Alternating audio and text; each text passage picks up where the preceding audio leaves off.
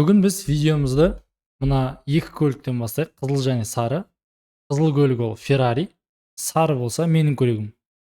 Екеуін жарыстырамыз қазір, бірақ екеуіне максималды жылдамдық деген қоямыз, 100 км/сағат деп. Екеуі де осы жылдамдықтан асыруға болмайды яғни. Сосын жарыстырып көрейік, яғни кім финишқа бірінші жетеді екен. Ал кеттік. Ferrari сонда да бірінші финишқа жетті. Біздің көлігіміз болса енді ғана келді. Оның себебі неде? Бұл үдеуге байланысты. Ал үдеу дегеніміз не? Үдеудің анықтамасы жылдамдықтың бірлік уақытта өзгеру шамасы. Яғни жылдамдықтың өзгеруінің шапшаңдығы, былайша айтқанда. Ал оны математикалық жолда қарайтын болсақ, оның формуласы дельта V бөлінген дельта T. Дельта V дегеніміз жылдамдықтың өзгеруі. Бұл тағы да еске салайын, векторлық жылдамдыққа байланысты. Біз векторлық жылдамдықты жай ғана жылдамдық деп атап өте береміз физикада. Сол жылдамдық қанша уақытта өзгерді, соған бөлеміз. Мынаны ашып қарайтын болсақ, дельта V дегеніміз ол V соңғы жылдамдық, азайтылған бастапқы жылдамдық, бөлінген сол уақытқа, алған уақытқа. Мәселен, мына жерде Ferrari көлігі айталық 3 секундта, 5 секундта 100-ге барды. 100 км/часқа, 100 км/сағатқа. Ал менің машинам болса 10 секундта барды дейік. Бұлардың енді үдеулерін есептеп көрейік. Ал Ferrari'дің үдеуін есептейтін болсақ, ол тең болады. Оның соңғы жылдамдығы 100, бастапқы жылдамдығы 0, бұның бәрі км/сағатта.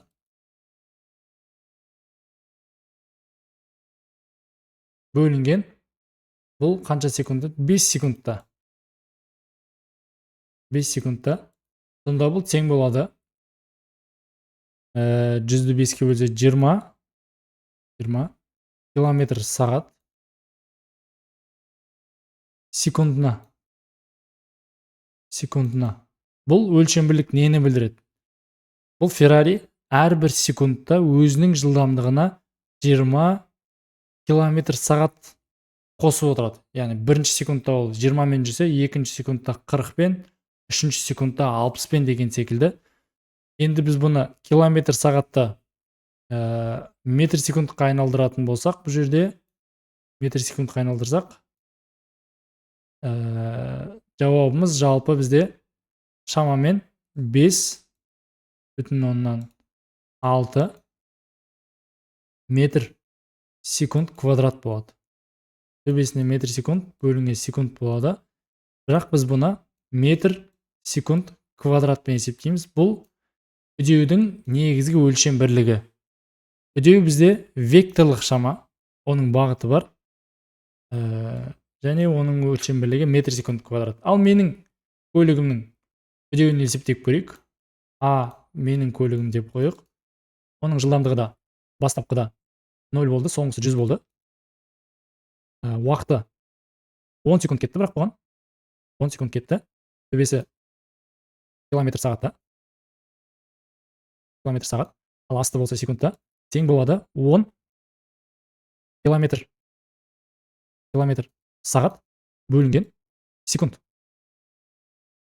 Бұны біз метр секундқа айналдыратын болсақ, 3-6-ға бөле саламыз.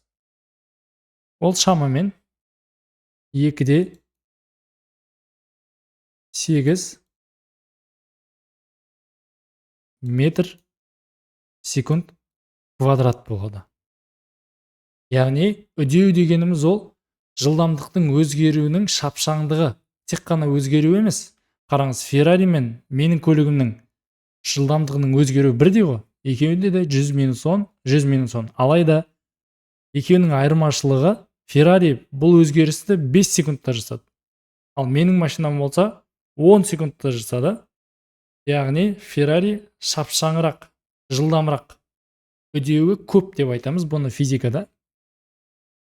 Бұл мысалды біз тереңірек түсіну үшін мына көлікке қайтадан қарайық. Мына Феррариді қазір әрбір секунд сайын суретке түсіріп отырық деп елестетейік. Үстінен қарап отырып, байқасаңыз, бұл жерде бірінші секундта жүрген жолы өте аз, екінші секундта сәл көп, үшінші секундта болса одан да көп. Яғни уақыт аралығы бірдей, алайда жүрген жолы әртүрлі. Неге? Себебі ол өзінің жылдамдығын арттырып отырды. Яғни үдеп отырды деп айтамыз біз. Бұл мысалда енді елестетейік, көліктен әрбір секунд сайын май тамшылап тұр. Май тамшылап тұр. Осылай. Деп елестетсек, олардың май тамшыларының арасы міне осылай болады екен. Біріншісінікі жақын, екіншісінікі сәл алыс болса, үшіншісінікі одан алыс. Осылай үдеп кете береді.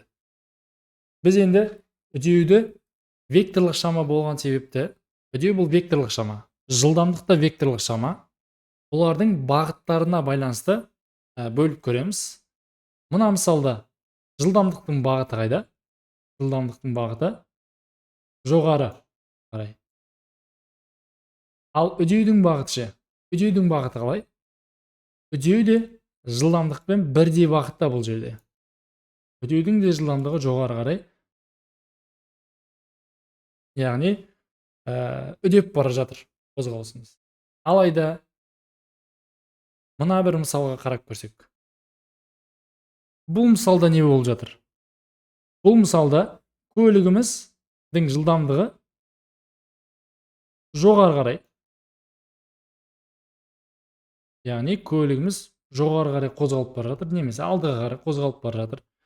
Алайда бірінші секундта оның жүрген жолы екінші секундтан қарағанда аз көбірек, үшінші секундтікі одан аз. Содан кейін мына жерге келіп көлігіміз тоқтап қалған.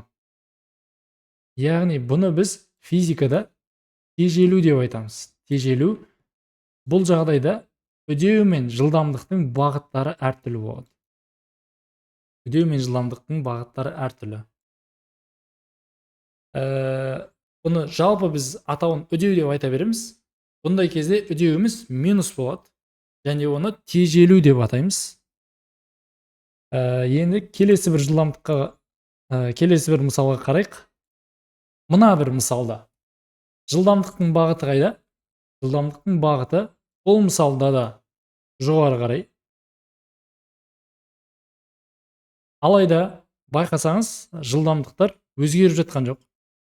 Тұрақты жылдамдық. Жылдамдық тұрақты бізде.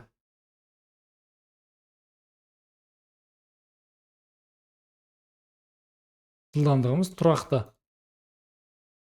Сол себепті де тұрақты болған жылдамдық кезде үдеуіміз нөлге тең болады. Үдеу нөлге тең бұл жақта. Үдемейді, бір қалыпты қозғалыспен қозғалып кете береді. Ал мына мысалда тежелу болса, тежелу, мынау үдеу, яғни жылдамдық артуда, тежелуде жылдамдық төмендейді, а бұл жақта болса жылдамдығымыз тұрақты. Енді біз мына бір мысалға қарап көрейік. Дене шеңбер бойымен қозғалып келе жатыр, және әрбір секундта бірдей жол жүрген. Яғни, біз бұл дененің жылдамдығы жайлы не айта аламыз? Дененің жылдамдығы тұрақты,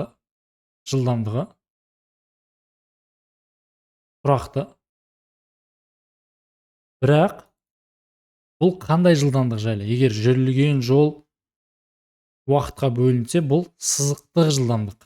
Яғни сызықтық жылдамдығы тұрақты екен.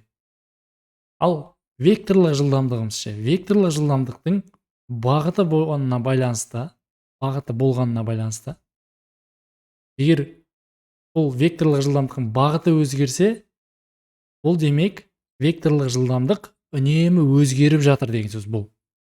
Ал векторлық жылдамдық өзгерсе не болады? Үдеу пайда болады.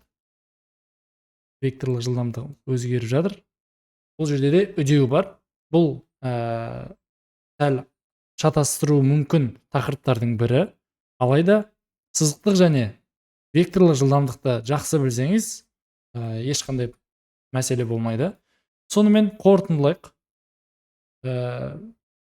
Үдеу дегеніміз бұл жылдамдықтың өзгеру шапшаңдығы немесе бірлік уақытта өзгеру шамасы және оның өлшем бірлігі метр бөлінген секунд квадрат. Метр бөлінген секунд квадрат. Квадрат қой. Ол векторлық шама. Оның бағыты бар. Ол жылдамдықпен бірдей бағытта бола алады. Ол кезде біздің денеміз үдейді, жылдамдығын арттырады. Немесе жылдамдықпен қарама-қарсы бағытта бола алады. Ол кезде денеміз тежеледі, немесе жылдамдығы төмендейді. Жылдамдық болған жердің барлығында үдеу бар деп айта алмаймыз. Себебі ол тұрақты жылдамдық кезінде нөлге тең болады. Шеңбер бойымен қозғалған кезде векторлық жылдамдық өзгеруіне байланысты бұл жерде де үдеуіміз бар.